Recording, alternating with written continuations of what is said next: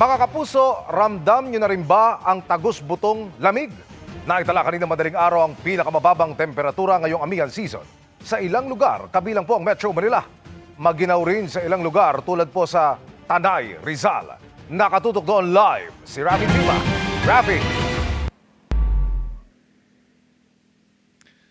Emil, matibay ako sa lamig pero ako man ay nagulat sa lamig na nararamdaman natin ngayon dito sa Tanay Rizal. Katunayan, ayon sa Pag-asa, kaninang madaling araw naitala ang pinakamalamig na temperatura dito sa Tanay ngayong amihan season.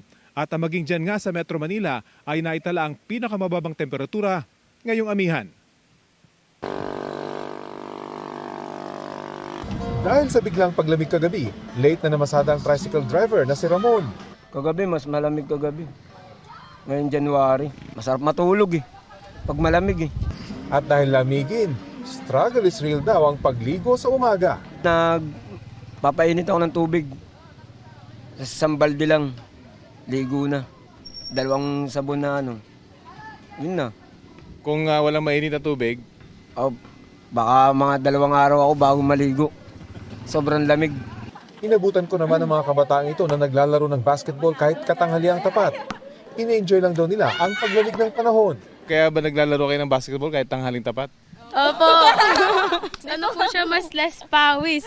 Kasi pagdating po ng papunta na po ng March, mainit na po sobra Kanina, naitala ang pinakamababang temperatura sa Metro Manila para sa kasalukuyang amihan season, 19.6 degrees Celsius sa Science Garden, Quezon City. Sa Tanay Rizal, 17.2 degrees Celsius ang pinakabababa ngayong araw. Ramdam din ang lamig sa Bulacan, partikular na sa bayan ng San Ildefonso kung saan naitala ang 18.6 degrees Celsius. Mas malamig pa rin syempre sa Baguio. Sumadsad sa 11 degrees Celsius ang lamig sa City of Pines, ang pinakamababa sa lungsod mula na magsimula ang amihan season. 12 degrees Celsius naman sa kalapit na bayan ng La Trinidad sa Benguet.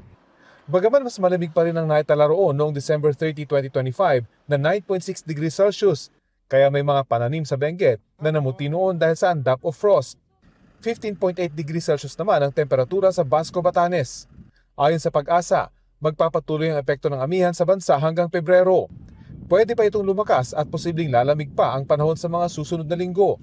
Kaya sa paparating na weekend, pinakamainam daw na mamasyal sa mga lugar na malamig.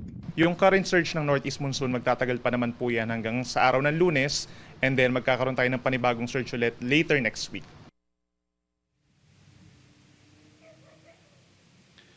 Emil, ayon pa sa Pag-asa, magiging pabugso-bugso na yung mababang temperatura na ating mararamdaman hanggang Pebrero dahil sa makapal na nyebe at pinaigting na high pressure area sa may Siberia at China na nagdadala ng malamig na hangin patungo dito sa ating bansa. Yan ang latest mula dito sa malamig na Tanay.